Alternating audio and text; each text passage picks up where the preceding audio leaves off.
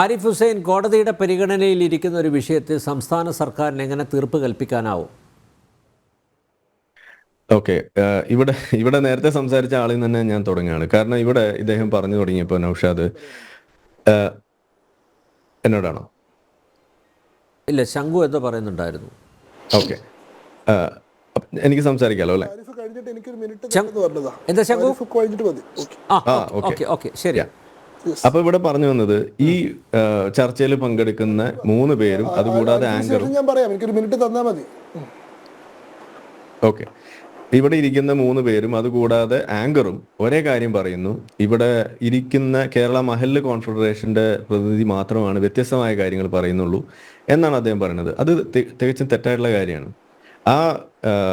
അവിടെയുള്ള ആളുകൾ മുഴുവൻ പറയുന്നത്, അതായത് മുനമ്പം പ്രദേശത്തുള്ള ആളുകളോട് നേരിട്ട് സംസാരിച്ചിട്ടുള്ള ആളാണ്. അവർ പറയുന്നത് ഇത് വഖഫിന്റെ ഭൂമിയല്ല എന്നാണ്. അപ്പോൾ 600 കുടുംബങ്ങളുണ്ടെന്നാണ് പറഞ്ഞത്. 600, അപ്പോൾ ഇവിടെ ഇരിക്കുന്ന 4 പേര് കൂടാതെ അവിടെ ഇരിക്കുന്ന ആളുകൾ കൂടി ചേർക്കുകയാണെന്നുണ്ടെങ്കിൽ 602 പ്ലസ് 4 കൂടിയായി. ഇനി അതുകൂടാതെ വി ഡി സതീശൻ അവിടെ വന്ന് സംസാരിച്ചത് ഇത് വഖഫിന്റെ ഭൂമിയല്ല എന്നാണ്. അതും കൂടി നിങ്ങൾക്ക് +1 ഒരെണ്ണം കൂടിയായി. ഇനി അത് കഴിഞ്ഞിട്ട് ഇടതുപക്ഷത്തിന്റെ പ്രതിനിധി വന്നിട്ട് പറഞ്ഞത്, അവരും പറഞ്ഞത് ഇത് വഖഫിന്റെ ഭൂമിയല്ല എന്ന രീതിയിൽ നിങ്ങൾ പേടിക്കണ്ട എന്ന് പറഞ്ഞിട്ടാണ് അവിടുന്ന് പോകുന്നത്. വീണ്ടും ഒരാള്. അപ്പൊ ഇതെല്ലാം അവിടെ ഉണ്ടായിരിക്കെ ഇവിടെ ഇദ്ദേഹം മാത്രം വന്നിരുന്നിട്ട് പറയാണ് ഇത് വഖഫിന്റെ ഭൂമിയാണെന്ന്. എന്നിട്ട് അതിന് കുറെ കാര്യങ്ങൾ ഇവിടെ പറഞ്ഞു വെക്കുമ്പോൾ ഒരു തെറ്റിദ്ധരിപ്പിക്കൽ ശ്രമം കൂടിയാണ് ഇവിടെ നടത്തിയത്. എന്താണ് ഈ നമ്മുടെ ഹൈക്കോടതിന്റെ ഡിവിഷൻ ബെഞ്ച് റദ്ദാക്കി എന്നൊക്കെ പറയുമ്പോൾ നമ്മൾ പെട്ടെന്നത് ആലോചിക്കുമ്പോൾ ശരി അങ്ങനെ ഉണ്ടാവുമല്ലോ, അപ്പൊ വഖഫാണെന്ന് കോടതി എന്തോ അന്വേഷിച്ച് കണ്ടെത്തി എന്നൊരു തെറ്റിദ്ധാരണയാണ് ഇവിടെ വെക്കുന്നത്. സത്യത്തിൽ എന്താ ഇവിടെ സംഭവിക്കുന്നത്? ഒന്നാമത്തെ കാര്യം, ഈ ഒരു വിഷയത്തിൽ ഇത് വഖഫാണോ അല്ലയോ എന്ന് തീരുമാനിക്കാനുള്ള അധികാരം, അത് അന്തിമമായ ഒരു തീരുമാനം അത് ആർക്കാണ് ഇവിടെ ഉള്ളത്? ഇവിടെ വഖഫ് ട്രൈബ്യൂണലാണ് ഉള്ളത്. അത് 2013 അമെൻമെന്റിന്റെ ഭാഗമായിട്ടുള്ള ഒരു അധികാരമാണ്, അമിത അധികാരമാണ്. അത് വെച്ചുകൊണ്ട് അവരാണ് തീരുമാനിക്കുന്നത് ഇത് വഖഫാണ് എന്നുള്ളത്. ഇനി ഹൈക്കോടതിയിലേക്ക് പോയി, ശരിയാണ്, അവിടെ സംഭവിക്കുന്നത്? ഇവിടെ എടുത്തിട്ടുള്ള തീരുമാനങ്ങൾ അത് ഈ പറയുന്ന നിയമത്തിന്റെ അടിസ്ഥാനത്തിലാണോ, അതിനകത്തൊരു പുനഃപരിശോധന ഉണ്ടോ ഇല്ലേ, വേണോ വേണ്ടയോ, അത് ശരിയായ രീതിയിലുള്ള പ്രൊസീജിയേഴ്സ് ഒക്കെ പാലിച്ചിട്ടുണ്ടോ, അതിനകത്തുള്ള ആക്ടിലുള്ള കാര്യങ്ങളൊക്കെ പാലിച്ചിട്ടുണ്ടോ എന്നുള്ള രീതിയിൽ ഒരു പരിശോധന നടത്തുന്നു. ഇതാണ് അവിടെ നടക്കുന്നത്. അല്ലാതെ അപ്പീൽ പോവുകയോ അതല്ലെങ്കിൽ ഇത് വഖഫാണോ അല്ലയോ എന്ന് കണ്ടെത്താൻ വേണ്ടിയിട്ട് എന്തെങ്കിലും വലിയ ഒരു സേതുരാമയ്യർ CBI വിടുകയോ ഒന്നും അല്ല അവിടെ ചെയ്തിട്ടുള്ളത്.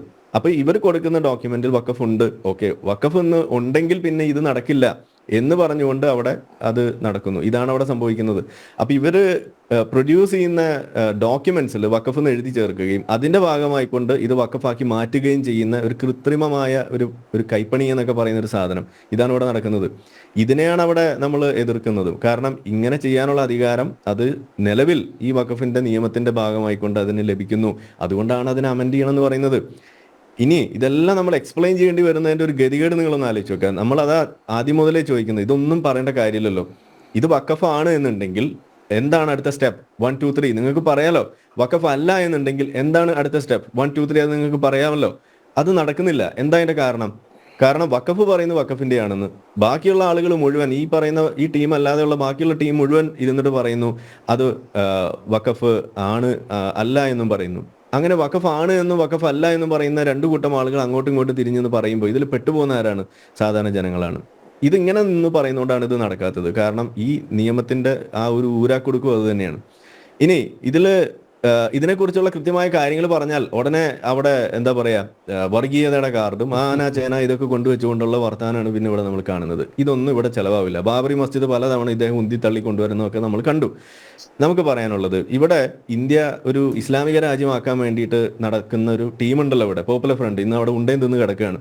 അതിന്റെ വക്താക്കളായിക്കൊണ്ട് ഇവിടെ ചമഞ്ഞിരുന്നിട്ട് ഇതുപോലെ പറയുന്നുണ്ടെങ്കിൽ നമുക്കൊന്നേ പറയാനുള്ളൂ, ഇവിടെ നമുക്ക് ഒരു വർഗീയതയെ നിങ്ങൾക്ക് എതിർക്കാൻ സാധിക്കുന്നുണ്ടെങ്കിൽ മറ്റൊരു വർഗീയത ഉണ്ടെങ്കിൽ അതിനെ നമുക്ക് എതിർക്കാൻ സാധിക്കണം. അതല്ലാതെ ഇങ്ങനെ എന്ത് സംഗതി ഉണ്ടായാലും നിങ്ങൾ ഉത്തരം മുട്ടുമ്പോൾ അവിടെ കിടന്ന് ഉരുണ്ടിട്ട് അത് വർഗീയതയാണ്, അത് കാസയാണ്, ആനയാണെന്ന് പറഞ്ഞാലൊന്നും തീരാൻ പോകുന്നില്ല. അങ്ങനെയല്ല ഇത് പരിഹരിക്കാൻ പോകുന്നത്. ഇവിടെ കൃത്യമായിട്ട് നമ്മൾ പറയുന്നു, ഈ വിഷയത്തിന്റെ പിന്നിൽ ഒരു നിയമമുണ്ട്, ആ നിയമത്തിന്റെ പിന്നിൽ ഒരു മതമുണ്ട്. ആ മതം ഏതാണ്? അത് ഇസ്ലാം എന്ന് പറയുന്ന മതത്തിന്റെ തന്നെ ചില അവശിഷ്ടങ്ങളാണ് അവിടെ വരുന്നത്. അത് അഡ്രസ്സ് ചെയ്യപ്പെടേണ്ടി വരും. കാരണം ഇത് ഒരു മതേതര രാജ്യമായതുകൊണ്ട് അത് ജനങ്ങളുടെ ജീവിതത്തെ ബാധിക്കുന്നു. ഇനിയിപ്പോൾ ഇത് ഹിന്ദുക്കളെയും ക്രിസ്ത്യാനികളെയും ബാധിക്കുന്നു എന്ന് പറയുമ്പോഴാണല്ലോ നിങ്ങൾക്ക് പ്രശ്നം. ഇപ്പോൾ കഴിഞ്ഞ ദിവസം നമ്മൾ ചാവക്കാട് എന്നുള്ള ആളുകളുടെ കാര്യം പറഞ്ഞു. അതിനകത്ത് മുസ്ലിം കുടുംബങ്ങൾ പോലും ഉണ്ട്. ഇവിടെ എറണാകുളം ജില്ലയിൽ ഒരു മുസ്ലിം കുടുംബം, അവിടെ നമ്മളെ ഈ സേട്ടിന്റെ കുടുംബത്തിൽ തന്നെയുള്ള ഒരു ഷെഹസാദ് എന്ന് പറയുന്ന അവരുടെ ആ പരാതി നിങ്ങൾ കേൾക്കുക. അവർക്കും ഉണ്ടല്ലോ പ്രശ്നം. അപ്പൊ ഇത് ആരെ വേണമെങ്കിലും ബാധിക്കാം. ഏത് മുസ്ലിമിനെയോ ഹിന്ദുവിനെയോ ഒന്നും നോക്കിയിട്ടല്ല ഇത് ബാധിക്കുന്നത്. ഇത് വ്യക്തികളെ ബാധിക്കുന്നു. പ്രത്യേകിച്ച് കണ്ണായ സ്ഥലമാണെന്നുണ്ടെങ്കിൽ തീർച്ചയായും ബാധിച്ചിരിക്കും. കാരണം നിങ്ങളൊന്ന് ശ്രദ്ധിച്ചാൽ മതി. ഇപ്പോൾ കഴിഞ്ഞ ദിവസം ഒരു ഉസ്താദിന്റെ പ്രസംഗം പോലും കറങ്ങി നടക്കുന്നുണ്ട്, നമ്മളുടെ അലിയാർ കാസിമിയുടെ. എന്താണ് അതിൽ പറയുന്നത്? പാർലമെന്റ് ഇരിക്കുന്നത് വഖഫ് ഭൂമിയിലാണെന്നാണ് പുള്ളി ഒരു ഉളുപ്പില്ലാതെ പറയുന്നത്. അതുകൂടാതെ എന്താണ് ബോംബെയിൽ 5000 കോടിയുടെ കല്യാണം നടത്തിയ മുതലാളിയുടെ ഭൂമി, അയാളുടെ വീട് ഇരിക്കുന്നത് വഖഫ് ഭൂമിയിലാണെന്ന് വിളിച്ചു പോകുന്ന ആ ഒരു ഉളുപ്പില്ലായ്മ, ഇത് അനുവദിച്ചു കൊടുക്കാൻ പാടില്ല. അതുകൊണ്ടാണ് ഞാൻ പറയുന്നത്, ആദ്യമൊക്കെ എനിക്കറിയാം, നിങ്ങൾ ഓർക്കുന്നുണ്ടാവും, നമ്മളിവിടെ വന്ന് പറഞ്ഞ എന്താണ്, ഇത് റദ്ദാക്കണമെന്ന് നമ്മൾ പറയുന്നില്ല, ഇത് അമെൻഡ് ചെയ്യുന്നതിനെ നമ്മൾ അനുകൂലിക്കുന്നു എന്നൊക്കെയാണ് തുടക്കത്തിലൊക്കെ നമ്മൾ പറയുന്നത്. പക്ഷേ ഇപ്പോൾ ഈ ഒരു ധാർഷ്ട്യവും ഇതുപോലെ കണ്ണടച്ചിരുന്നിട്ട് നമ്മളുടെ ഔദാര്യം ഇവിടെ ഉണ്ട്, നിങ്ങൾ ധൈര്യമായിട്ട് ഇരുന്നോളൂ എന്ന് പറയുന്ന രീതിയിലേക്കൊക്കെ കാര്യങ്ങൾ പറഞ്ഞു വെക്കും. അത് ചോദ്യം ചെയ്യുമ്പോൾ ഞങ്ങൾ അങ്ങനെ പറഞ്ഞിട്ടില്ല എന്ന് പറയും. നിങ്ങൾ പറയാത്തതും ഇവിടെ മനസ്സിലാക്കാൻ, ഇൻഡയറക്ട്ലി നിങ്ങൾ വെക്കുന്ന സന്ദേശങ്ങൾ ഇവിടെ മനസ്സിലാക്കാനുള്ള അത്യാവശ്യം ബോധമൊക്കെ നമ്മൾക്കും ഉണ്ട്. നിങ്ങൾ ഈ പറയുന്ന ഞങ്ങൾ ആരോട് ഇറങ്ങിപ്പോകാൻ പറഞ്ഞിട്ടില്ല, നിങ്ങൾ പറഞ്ഞിട്ടില്ല, ശരിയാണ്. വേറൊരാൾ വന്നിട്ട് പറയാണ് ഇത് കൃത്യം നമ്മൾ പാലിക്കണം, വഖഫിന്റെ അവകാശമില്ലല്ലോ. അതെ, പക്ഷെ ഈ നിയമത്തിൽ നിലവിൽ അതുണ്ടല്ലോ. ക്രിമിനൽ കുറ്റമല്ലേ? നമ്മൾ കഴിഞ്ഞ ദിവസം ഇന്നലെ കണ്ടില്ല ഒരു വിധി, അതായത് കോഴിക്കോടുള്ള ഒരു പോസ്റ്റ് ഓഫീസിന്റെ കഥ. അതിലെന്തുകൊണ്ടാണ് അവർ തല നാരിഴയ്ക്ക് രക്ഷപ്പെട്ടത്? അവരുടെ ആ വിഷയത്തിൽ അതൊരു മുൻകാല പ്രാബല്യം ഇല്ല ആ നിയമ ഒരു അമെൻമെന്റിന് എന്നതുകൊണ്ട് മാത്രമാണ് രക്ഷപ്പെട്ടത്. ഇല്ല എന്നുണ്ടെങ്കിൽ ആ പോസ്റ്റ്മാനും മറ്റേ ആളും അവിടെ ഉണ്ടെന്ന്. കാരണം ചാർത്തിയിരിക്കുന്ന ക്രിമിനൽ കുറ്റമാണ്. ഇതാണ് അവിടെ സംഭവിക്കുന്നത്. അപ്പൊ ഇതുപോലെയുള്ള കാര്യങ്ങൾ വെച്ചു കൊടുത്തുകൊണ്ട് ഇവിടെ ചെയ്യുമ്പോൾ എന്താണ് സംഭവിക്കുന്നത്? ആരെ വേണമെങ്കിലും നിങ്ങൾക്ക് ഈ നിയമത്തിന്റെ കൂട്ടുപിടിച്ചുകൊണ്ട് ഇതുപോലെ കിരാതവാഴ്ച നടത്താൻ സാധിക്കുന്ന രീതിയിൽ ഉള്ള ഒരു സാധനമായിട്ട് നിൽക്കുമ്പോൾ, ഈ വഖഫിന്റെ വെബ്സൈറ്റിൽ തന്നെ എഴുതി വെച്ചിരിക്കുന്നത് once a waqf always a waqf എന്ന് എഴുതി വെക്കുമ്പോൾ എങ്ങനെയാണ് ഇത് സാധിക്കുന്നത്? ഇന്ത്യയിൽ അങ്ങനെ എഴുതി വെക്കാൻ പറ്റുന്നത് എങ്ങനെയാണ്? ഇവിടെയാണ് നമുക്ക് BJP യോടുള്ള എതിർപ്പ്. Once a waqf always a waqf എന്ന് എഴുതി വെക്കുന്ന ഒരു ഇന്ത്യ മഹാരാജ്യത്തിന്റെ ഭാഗമായിട്ടുള്ള ഒരു ബോഡിയുടെ ഇതിൽ എഴുതി വെക്കാൻ അനുവദിക്കുന്നത് പോലും പാടില്ല. അതുകൊണ്ടാണ് ഞാൻ പറയുന്നത്, ഇത് BJP ഒക്കെ ഒറ്റയടിക്ക് 370 റദ്ദാക്കാൻ നിങ്ങൾക്ക് കഴിഞ്ഞിട്ടുണ്ടെങ്കിൽ ഈ സാധനം എടുത്തു കളയണം തന്നെയാണ് നമ്മൾ പറയുന്നത്. ഇതിലൊന്നും കൂടുതൽ ആലോചിച്ച് നിൽക്കേണ്ട കാര്യമില്ല. ഇതുപോലുള്ള ധാർഷ്ട്യം നമ്മൾ അനുവദിക്കാൻ പാടില്ല എന്ന് തന്നെയാണ് എനിക്ക് വീണ്ടും ആവർത്തിക്കാനുള്ളത്. ഓക്കെ.